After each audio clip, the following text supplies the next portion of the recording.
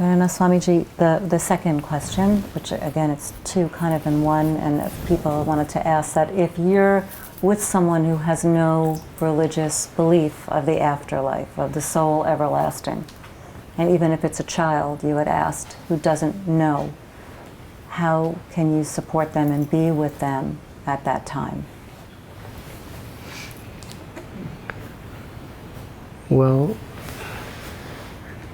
the most beautiful way of helping a child in that transition is two things, is giving them a lot of love and giving them a lot of support and giving them as much as they can understand, a real understanding of the beauty of life and how they are that life, and that can never be taken away.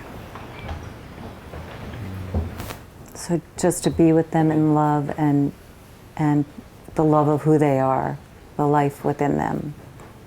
Yeah, through our prayers, through our wisdom. Because in many ways, sometimes children can understand these things easier than adults. That you're in your body, you're not your body, and you are forever. You never die. You just have to change from this little body of yours, and and God loves you. And children can often understand that in a much simpler way than adults. What about an adult who doesn't believe in anything and is filled with terror and is dying? Is there anything you can do for them? I've seen people like that who really believe when they're going through that. Changes. It's a time when transformation can really take place. When they really see that there's nothing material that they can find shelter in anymore. Because it's actually human nature to believe in God. It's human nature to believe in a higher power than ourselves. It's just that we're sometimes so distracted by so many conditionings in our life that we disconnect ourselves from that. But that dying process is a special opportunity for people. And I've seen that if they're surrounded by people who love them and who believe in this, it's easy for them, maybe not intellectually, but emotionally, they can make that connection. I'll give you a little example of our hospital. There were about a third of the patients in the hospital are Muslims and Christians. And there was an Orthodox Muslim family and their grandparents. The grandfather was dying, and he was in the hospital because he had diseases for some years and he went to so many hospitals. And when the doctors spiritual care, part of spiritual care is helping a person die. We'll call a mullah, or we'll call a priest, or we'll have kirtan. We'll do chanting according to a person's spiritual faith. We'll help them through that last phase of life. So the spiritual care department and the doctor said, he's going to pass within the next few hours. So should we call, an Islamic priest? And this family, they're dressed in very Orthodox, clothing. They said, you people have been so kind to us and to our father, our grandfather. We can think of no other way we would rather see him pass than you do it. You have according to your tradition. So, they were chanting Hare Krishna. We brought in because we have like a department for people who are dying. They come in and they sprinkle holy waters and they put on holy leaves, tulsi leaves, and they were chanting Hare Krishna. And the whole family was just joining us because they felt that, that we cared and we loved him. And that happens sometimes. Let's say one last thing, and then what was striking about what you said is your friend, the Swami in Harrisburg, I'm bad with names, I forget his name, but he had helped so many people cross over, and he said even though he did that, he was so not prepared. Was there anything that you learned, anything that he learned or that you learned? I mean, here he was, this was what he did, that he still was not prepared fully for this. I wouldn't say he wasn't prepared. What he said was, you can't really understand the experience unless you go through it. No matter how many times you help others, you can't really know what they're going through until you're facing death yourself directly.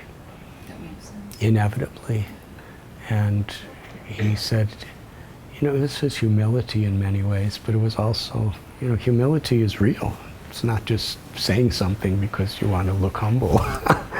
But in his humility, he said, I can't tell you what a beautiful experience it is to have someone walking with you through the process. And that says it all, which is going to show what you do for people that nobody wants to be alone or without some spiritual support and counsel. It's so important. And even if a person doesn't believe, as you were saying before, if we believe, Right. we can give so much of that positive energy to them. And even if they don't intellectually understand it all, they can feel. They could feel our love. And we know it's God's love coming through us. And whether they recognize it as God's love coming through us, or whether they just see that we love them, we know it's God's love coming through us. And that love heals their souls. Do we have time for a couple of questions from people? Maybe just 3 or 2? If it's all night, it's all right.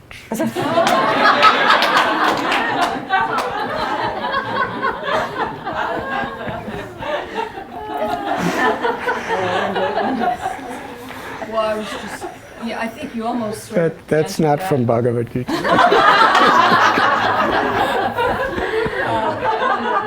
So my mother had Alzheimer's, and so actually, she had a sort of a massive stroke, which then she was sort of not conscious anymore.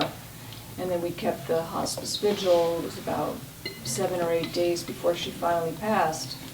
So talking about being conscious and experiencing, well, she was not. But I mean, I feel it doesn't matter, because I feel like she was, within her soul, she was conscious and aware of what was happening. And I don't know what she was doing, whether she was reviewing her life or, whatever goes on. But in my heart, that we were all there, like you were just saying, giving our love, and I feel that was even enough. I mean, I don't think she needed to be, even if she was not unconscious, she was already with more advanced type of Alzheimer's. So I think the soul, I think the soul already transcends any of that. I think that I feel I asked it. Because what you said before actually kind of just honed it in, but I'm just getting confirmation. I feel like, The soul, she was aware that we were there. the soul is always conscious. Right, that's it. The That's what I was soul's feeling. consciousness is eternal. It's just that the brain and the mind and the body are a mechanism in which Right. the soul is aware of this external world and can communicate with this external world. Right. But the soul's always conscious. Right. You know, when a person is in a coma, it's not that the soul's unconscious, it's just that their brain, their body, their nervous system can no longer, the soul cannot interface with this external world anymore because of that. And I've seen some incredible things too. I remember one of my dear sisters, her name was Kunti. She was leaving this world, and she seemed to be completely unconscious. She seemed to be completely in a coma state for, you know, many, many hours. And I was at her bedside reading some holy books, singing to her. And her daughter, just not long before she passed from the world, her daughter, you know, she's a devotee of Krishna, and she said to her mother, Mata, that's what the word for mother in India, although they were Americans. The daughter said, Mata, I want to thank you for giving me Krishna in my life. And when she said that, the mother didn't move, but tears started flowing from her eyes. And it only happened when her daughter said that. And my mother had Alzheimer's also. And I remember I went to see her once with my father. And my father, you know, they had such a loving relationship, my mother and father. It was quite amazing. They came to India even to meet me several times. And my father was trying to get her to say something. And she hadn't talked or recognized externally anybody for many days. You know, there was no communication. And my father, he was telling her like jokes that for, you know, they were married for 58 years. And jokes that he would tell her before they were even married. It always made her laugh. And he was trying to do everything. We're just sitting, she's sitting on a chair, you know, somebody put her on a chair and she's like this. Her eyes were open, but she just, and he was, for about an hour, he was trying to get her to say something. He couldn't get her to say anything, and nobody could get her to say anything for weeks. And then he said, do you recognize your son? You know, Radhanath Swami, he's the Hare Krishna. And then my mother, suddenly a big smile came on her face and she said, Hare Krishna.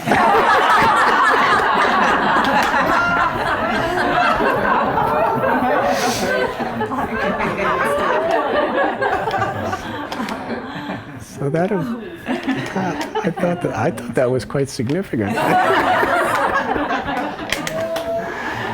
And after that, for several weeks, the only way my father could get her to respond is he would say Hare Krishna, and she'd go, Hare Krishna.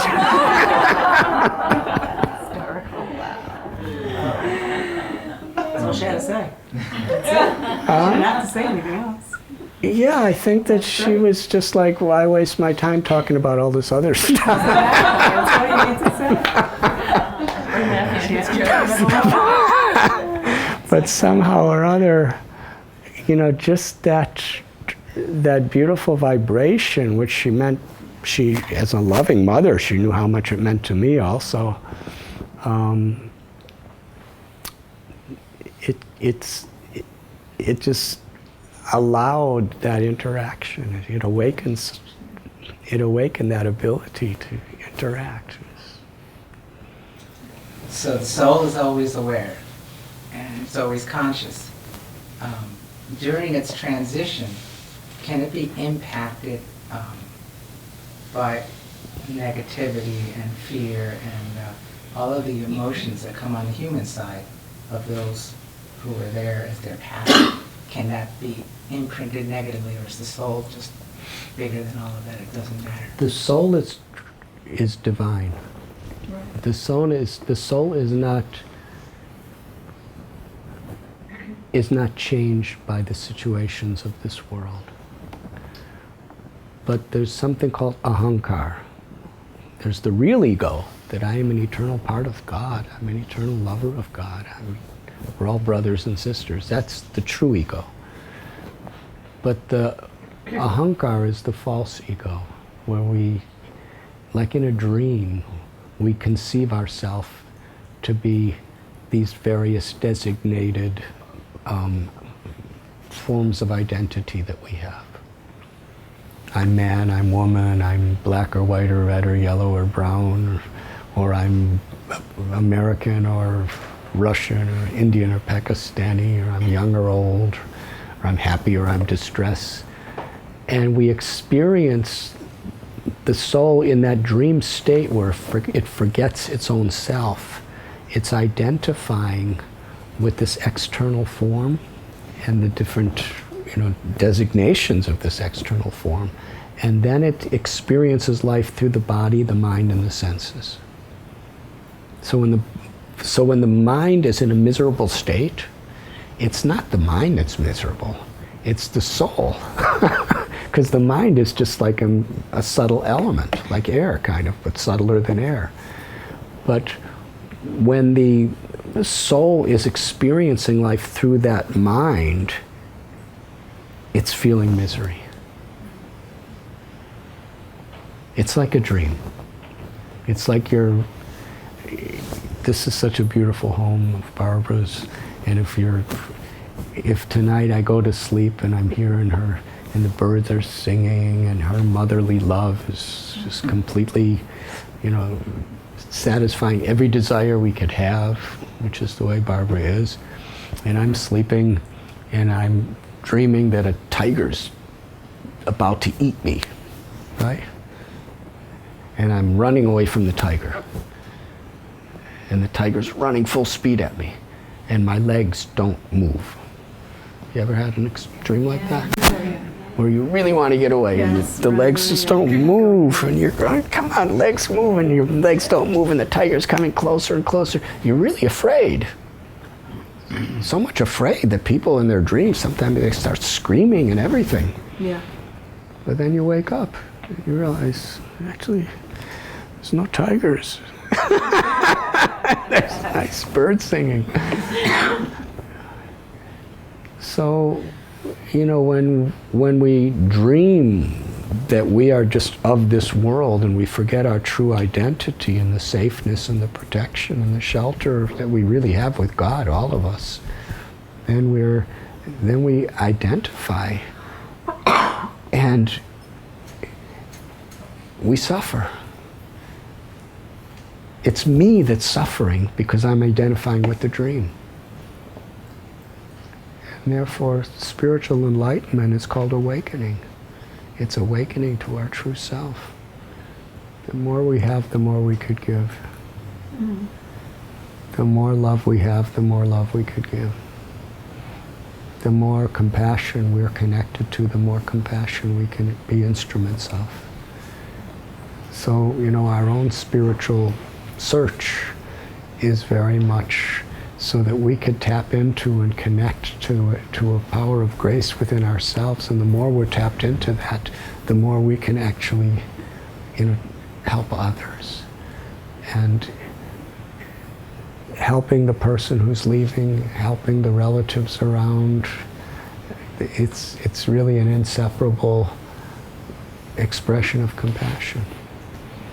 If you have a compassionate heart, you're going to really feel for the loved ones and help them in their transition of losing a loved one in the same way that we're helping the person who's going to have the transition.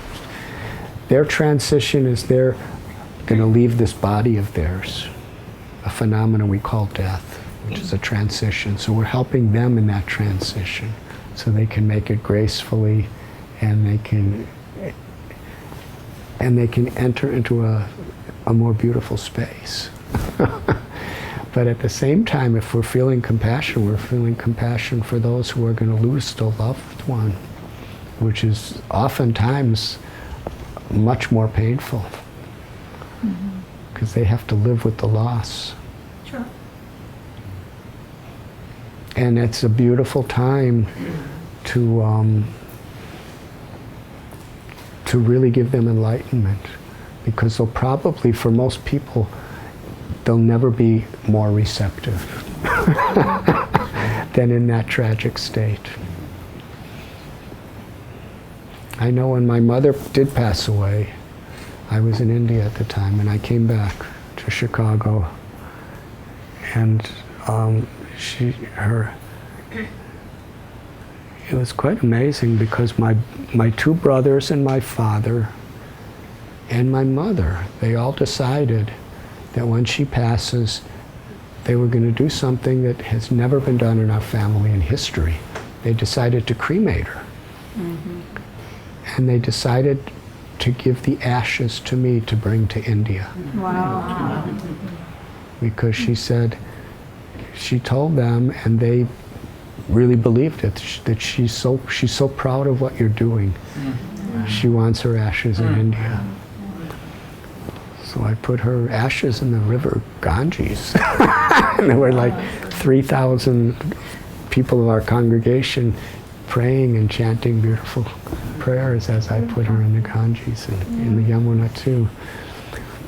And there was a very famous rabbi who was presiding over the last rites at a Jewish funeral home, and they asked me to give the eulogy.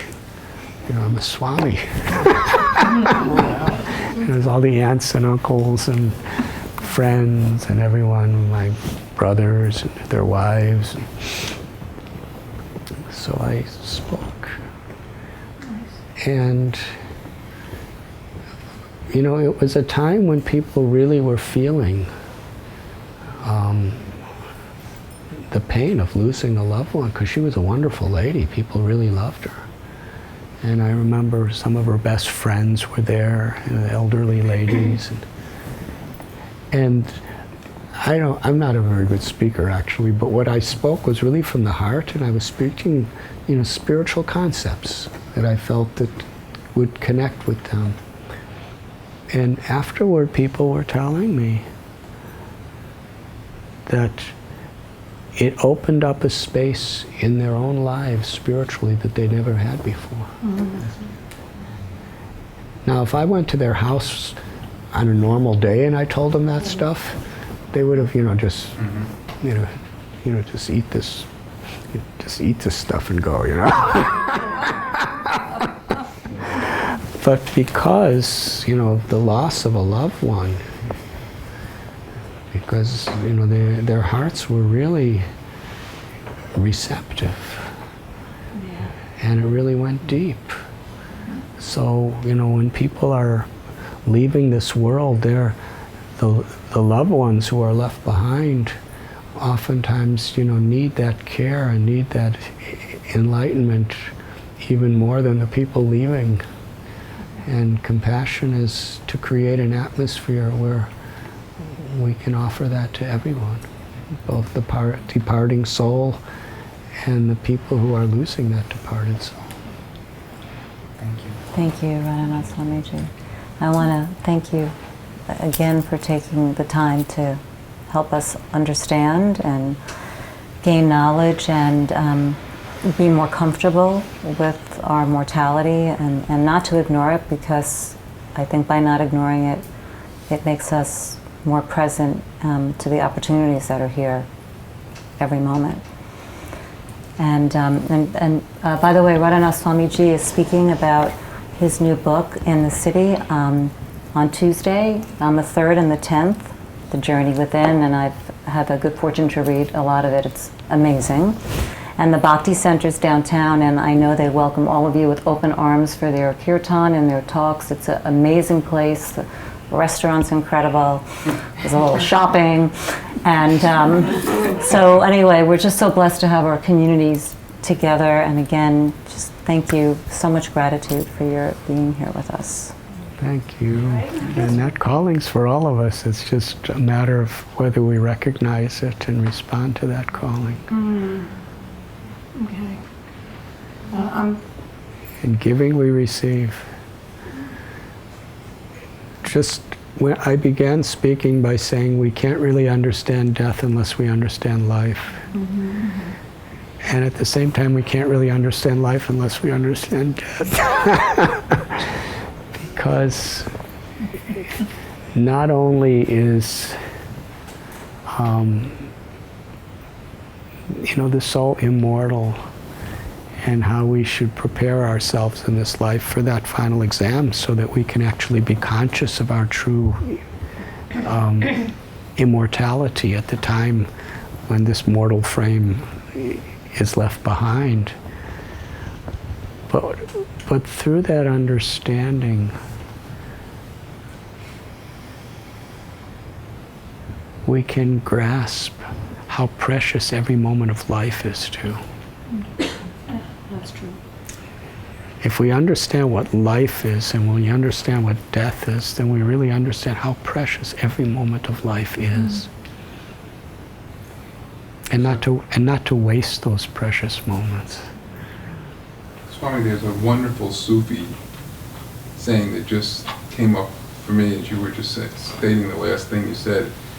And that's, if you die before you die, then when you die, you never die.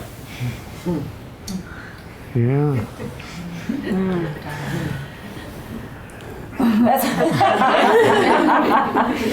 That means, in one sense, from our perspective, that means you die to the illusion of your false ego. Of your false ego, of your separate self. Yeah.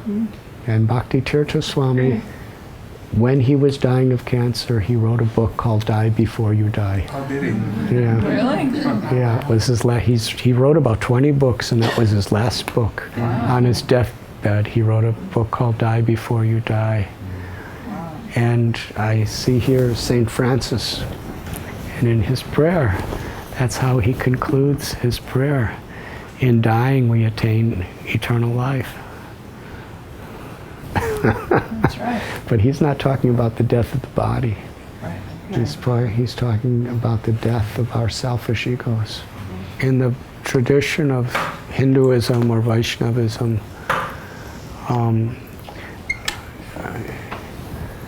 usually Kirtan, the chanting of Krishna's names, is to help the person to attain that enlightened state. Chanting the whole time. And it's tradition that the kirtan goes on for several hours after the body leaves.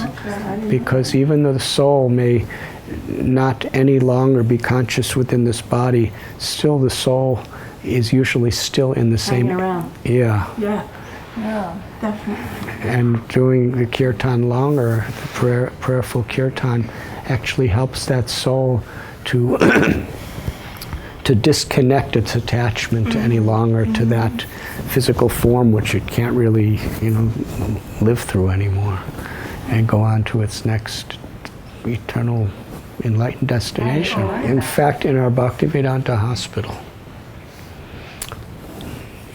I don't know if there's any other hospitals that do this. Was my idea. But when bodies die in a hospital, you put them in a refrigerator. Right, they zip them up. Yeah, they put them in a refrigerator system, unless, for some reason, they take them right away to the crematorium or whatever. They put them in a refrigerator system. And in the refrigerator system for the corpses, we have, in each little section, we have stereo speakers with kirtan playing.